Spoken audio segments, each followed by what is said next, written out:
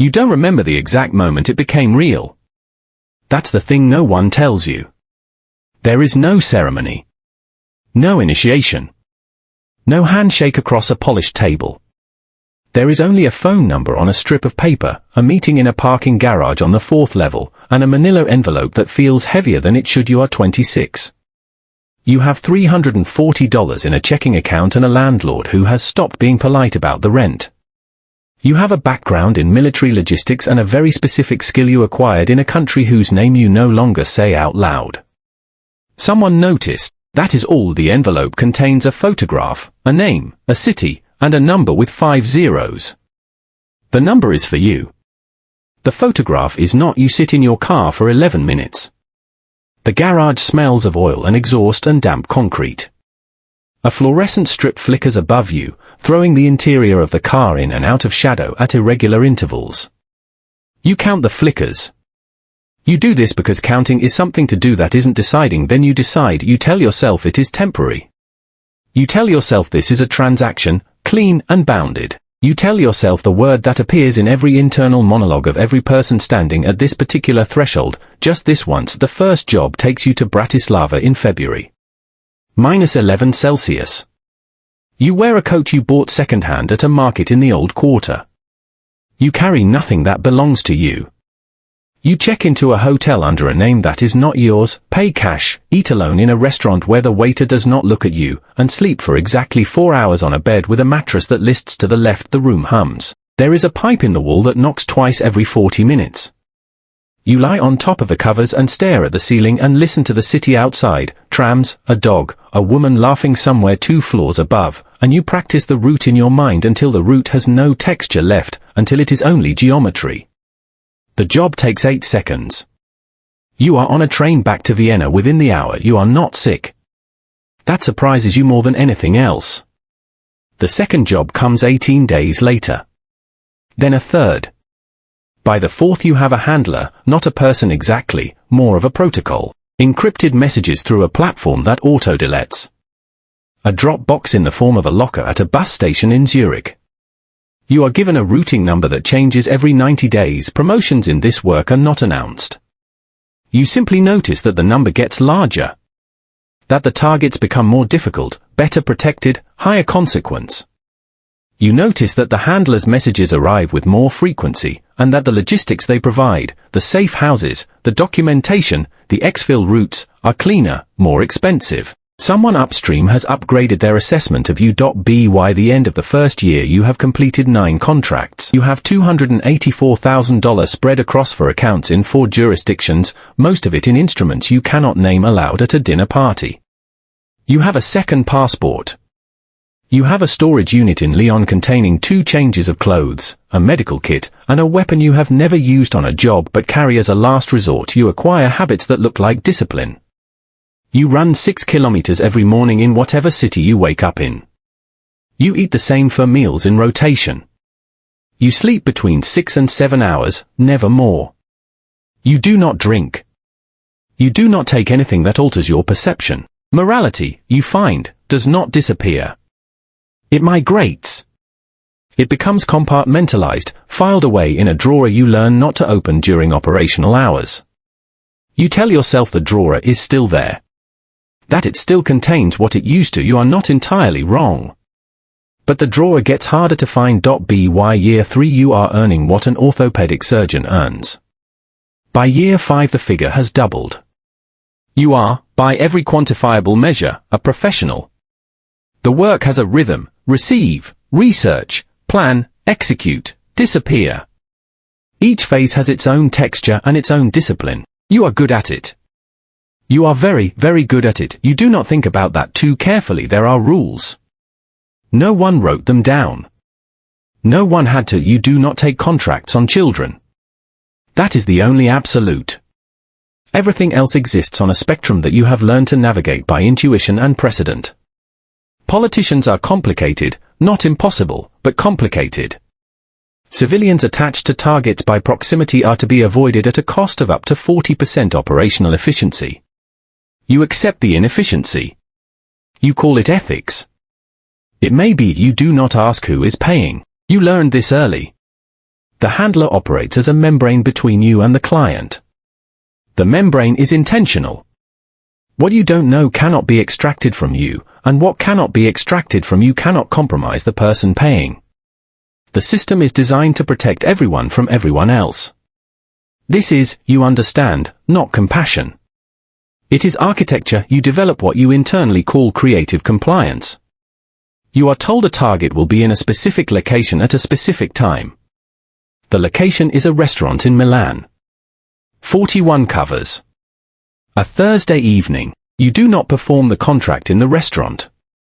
You study the pattern, 6 weeks of observation, at a cost of 2 missed windows and 1 very cold night in a parking structure, and you find a 20-second gap in a Tuesday morning routine that the handler did not know existed. You take it. The result is cleaner. The client does not ask questions. Clean results generate no questions. The average job requires between 14 and 40 days of preparation. 3 to 7 days of passive surveillance. 1 to 4 days of active positioning. The execution itself, the part people imagine when they imagine this work, is routinely the smallest fraction of the total investment. 8 seconds in Bratislava. 11 seconds in Gdansk.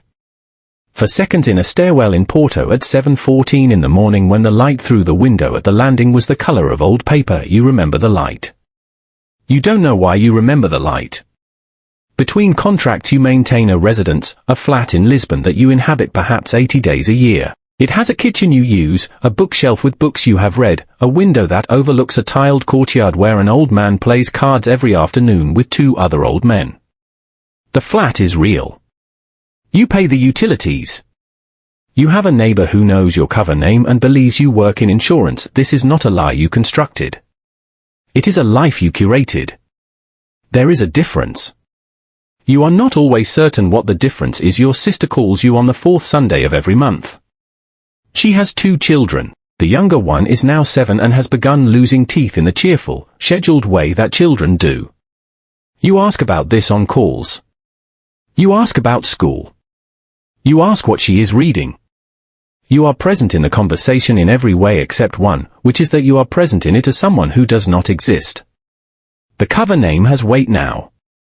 It has mass. It fits the way a garment fits after years of wear, softened at the joints, shaped to your particular way of moving. Sometimes you sign a hotel register and feel nothing at the sight of the name. Sometimes you feel something you cannot quite name. Not guilt. Something older and less specific. You had a relationship, once. 7 months. She was an architect. She drew on everything, napkins, the backs of boarding passes, the condensation on a glass. You liked watching her draw. You told her you worked in logistics, which was not entirely false. You ended it because you were running out of ways to account for the absences, and because you had begun to notice that you enjoyed her company in the way you enjoyed a well-maintained route, reliably, functionally, without the particular abandon that she deserved from someone who existed. You ended it in a cafe. You were, in that moment, more careful than you had been in any professional context in years. You did not want to cause unnecessary damage. This is what you told yourself. You have not examined it more closely than that. Isolation is not something that happens to you. You understand this clearly by year 6. Isolation is something you maintain, the way you maintain your documents and your accounts and your physical condition. It is infrastructure. It keeps the system functioning. You are 33. You look, people tell you, younger than that. You sleep well. Your blood pressure is 112/71. You have no outstanding debts. You have no outstanding anything. The old man in the courtyard below your Lisbon window stops appearing on Tuesdays. Then on other days. Then not at all. You learn from your neighbor that he died, a stroke, painless, in his sleep. You feel something. You sit with it for a moment. Then you file it in the drawer and go for your run. The shattering the contract comes through on a Tuesday. Encrypted. Routine formatting. A name, a city, a number. And then the photograph. You look at the photograph for a very long time. TT is your face. A photograph taken. You work this out in the following 4 minutes, sitting very still in the kitchen in Lisbon with the morning light coming through the window, at a cafe in Prague, 6 weeks ago, during the preparation phase of a contract you completed cleanly. Someone was watching you watch someone else. The membrane, you understand, has been breached. Or was never what you believed it was. You are both the hunter and the target. The system, which you have served with precision and obedience for 7 years, has pointed itself at you. You do not know why. You have learned, as a matter of professional survival, not to need to know why. But this is different. You think about the first job. The parking garage. The flickering light. The 11 minutes here is what you understand. In the subsequent hour, someone above your handler has decided that you represent a liability. This is not personal. This is never personal. You know this because you have been on the other side of this decision. You have received photographs like the one in front of you. You have been the instrument of a conclusion that someone reached about someone else's continued existence. The system is not broken. The system is functioning exactly as designed. You were always a component. Components are replaced. There was a target, one, only one, in 7 years, who looked directly at you. Not at the direction of a sound. Not toward a movement in peripheral vision. Directly at you, with a steadiness that suggested they knew.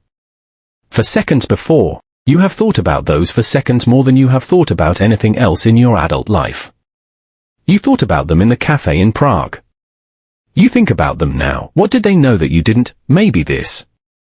Exactly this. The cycle. You have 2 options and they reduce to 1. You could run. You have the resources, the accounts, the documents, the knowledge of how to disappear into a life that looks like a life. You could go somewhere with no extradition and a warm climate and a reasonable standard of anonymity. You could, theoretically, become someone else so thoroughly that the photograph in the envelope becomes a photograph of a person who no longer exists. You think about this for exactly as long as it takes to know it won't work. Not because it isn't possible, it is possible. But because running only delays the arithmetic. Someone who ordered a contract does not order it because the subject has relocated. They adjust the timeline. They find a new instrument.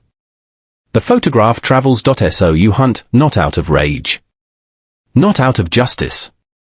You stopped understanding those words in their conventional sense somewhere around year 3. You hunt because the alternative is a slower version of the same outcome, and because the person who ordered this is a node in the system that produced you, and removing that node may recalibrate the equation long enough to matter, and because, if you are being precise about it, this is what you know how to do. This is the only remaining thing that is genuinely, completely yours. You pack what you have always packed. You close the door of the Lisbon flat behind you. The courtyard below is empty. The table where the old man played cards has been moved inside. The tiled surface is clean and pale in the morning light and entirely devoid of the particular warmth it held before. You do not look back at it. Somewhere, in a parking garage, in a bus station locker, in a new manila envelope in new hands, someone is receiving new instructions. The envelope is heavier than it should be. There is a photograph inside. The photograph is not of the person holding it. Not yet. The system continues. It does not notice your absence. It has never noticed you at all, not really, only your function, your output, your reliability as a mechanism. Another instrument is already being located. Another parking garage. Another flickering light. Another person sitting very still in a car for 11 minutes, counting something in order to avoid deciding and then deciding. The pipe in the hotel wall knocks twice. Somewhere a tram moves through a cold city. The drawer you stopped opening has been sitting closed for 7 years, and it will go on sitting closed, and what it contains, whatever it still contains, will travel with the next person who carries it, and the one after that. You walk toward what comes next. The light is the color of old paper. You remember this light. You don't know why you remember the light.